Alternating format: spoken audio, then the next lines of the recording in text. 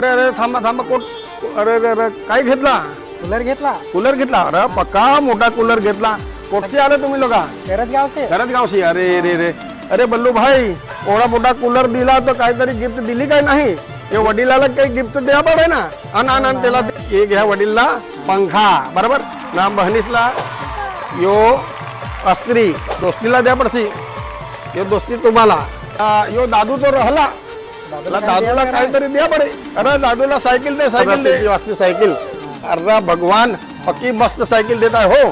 Base ना. अरे रे रे लिखीच राहिली मी देत आहे तुम्हाला हो.